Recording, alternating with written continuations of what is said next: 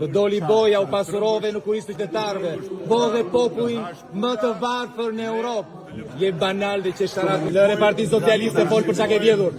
Fol për Belindën. Hajde në zgjedhje, pse s'del në zgjedhje? Në gjithë botën kërkojnë dorëheqjen tënde. Në gjithë botën i ke parë shqiptarët.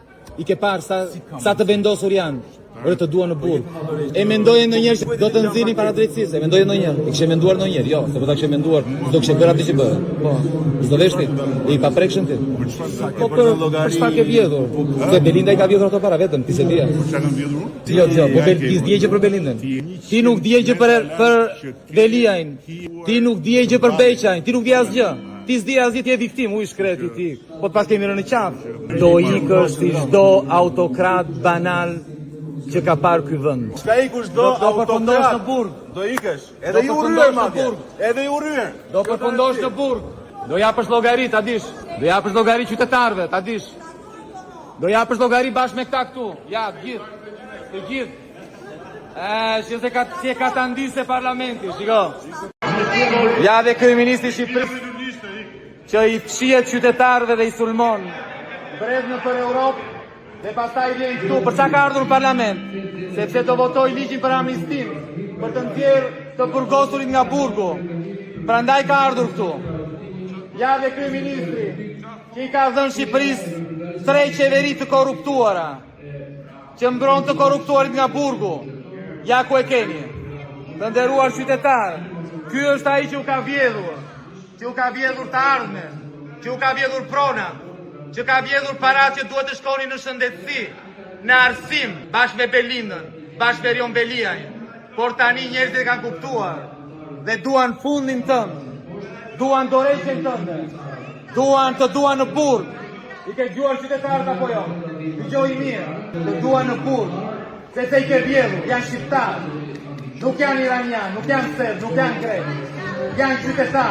Janë qytetarë punëtorë dhe të ndershëm, që kanë një moral, që din të ndajnë të keqen nga e mira, jo si puna jote, që nuk ke moral, nuk ke parime, për ty pushteti është gjithçka, nuk ka asnjë rëndësi, nuk ka të mirë, nuk ka të keqe, nuk ka të drejtë, nuk ka të gabuar, çdo gjë mund ta bësh. Kjo është diferenca. Dhe qytetarët duan një Shqipëri ndryshe. Nuk duan më Shqipërinë tënde. Shqipëria do i kthehet shqiptarëve. Shqipëria e shqiptarëve. Shqipëria do ju kthehet shqiptarëve, prandaj kanë dalë. Prandaj kanë 18 vite që protestojnë, edhe në këtë moment. Ja ku e keni. Ja ku e keni. Nuk është burr të japi dorëheqje.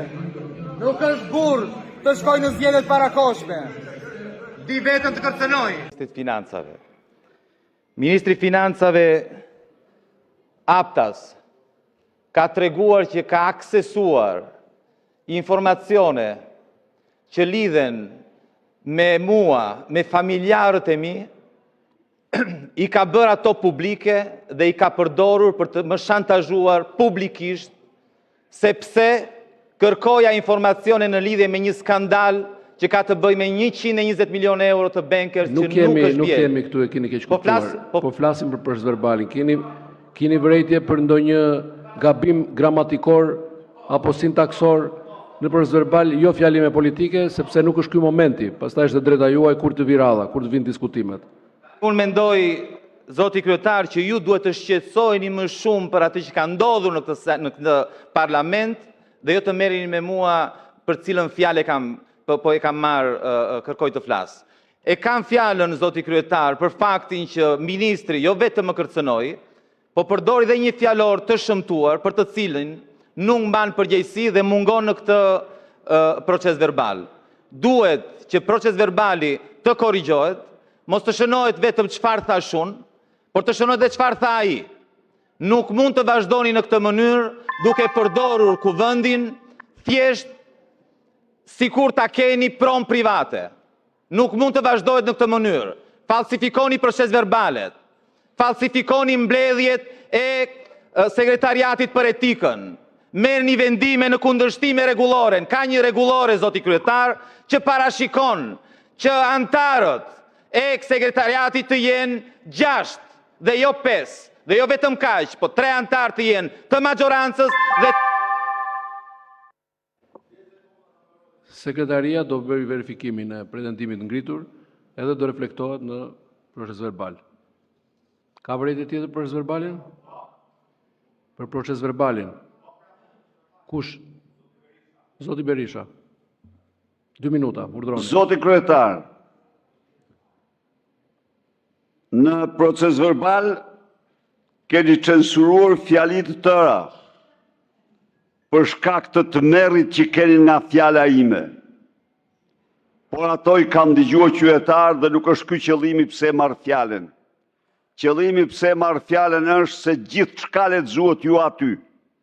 Nga e para tek e fundit është një sfidë, është karshillek, është përçmim për protestën e qindra mijëra shqiptarëve të cilët kanë një agjendë ndër më të drejtën që ka patur ndonjëherë, agjendë që u mbështet fuqimisht nga Parlamenti Evropian dje, agjendë e cila ky parlament nuk mund të ketë trajtojë çështje tjetër përveç agjendës së qytetarëve në protestën më madhështore në historinë e këtij vendi.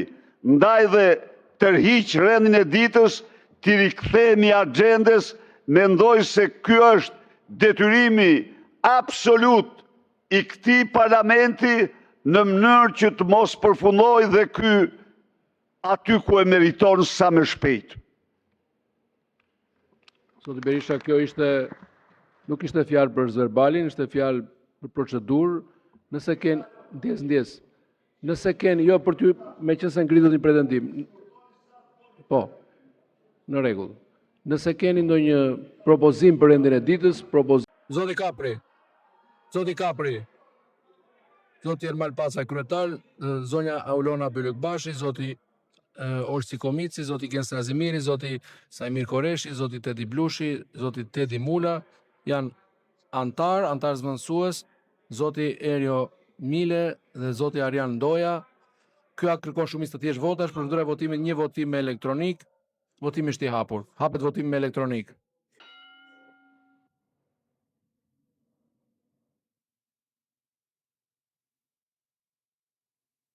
Votoni, ju lutem.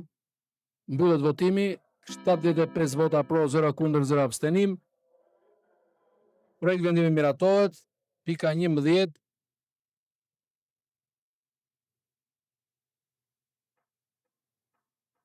Uluni, ju lutem. Uluni. Ama ky është qëllimi të bëni muhabet. Ja arritët suksese. Projekt vendimi për ngritjen e një komisionit për zhvillim të qëndrueshëm në përbërje të Komisionit për Burimin Natyror, Infrastrukturën dhe Zhvillimin e Qëndrueshëm, ngritja e një komisionit për zhvillim të qëndrueshëm për përbërje të Komisionit Përhershëm Parlamentar Burimin Natyror, Infrastrukturën dhe Zhvillimin e Qëndrueshëm, fusha e përgjegjësisë këtij komisioni, zhvillimi ekonomik dhe social, rritja ekonomike e qëndrueshme, realizimi i objektivave të zhvillimit të qëndrueshëm dhe Agenda 2030 e OKB-s. Në komisionin përbën nga 7 anëtarë si poshtë, zonja Ilva Gjuzi, kryetare, zoti Blendi Himçi, zëvendës kryetar, zonja Besa Spao, zoti Klevis Jahaj, zonja Bora Muzhaqi, zonja Klodiana Çapja, zoti Kliti Hoti, antar zëvendësues zonja Antonita Dima. Ky akt kërkon shumicë të thjeshtë votash, procedura e votimit një votim elektronik, votimi është i hapur. Hapet votimi me elektronik.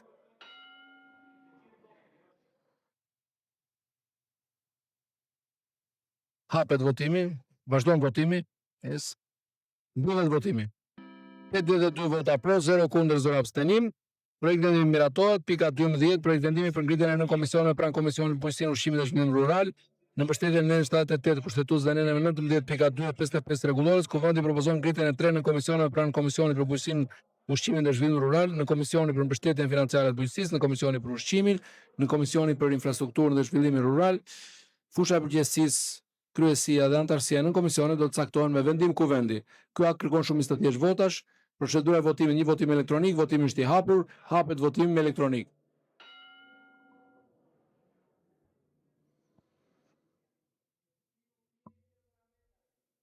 Mbyllet votimi. 76 vota pro, 0 abstenim, 0 kundër.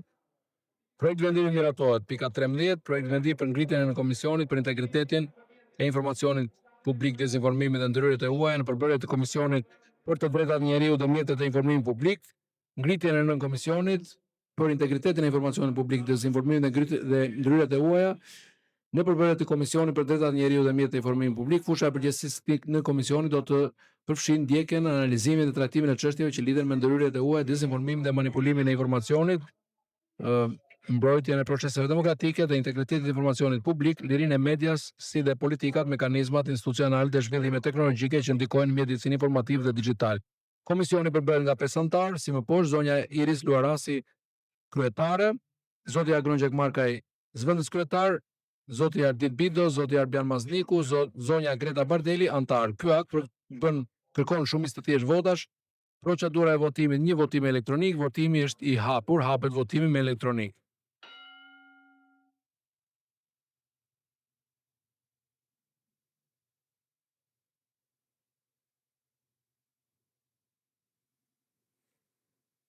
Mbyllet votimi. 81 vota pro, 0 abstenim, 0 kundër. Projekt vendimi miratohet.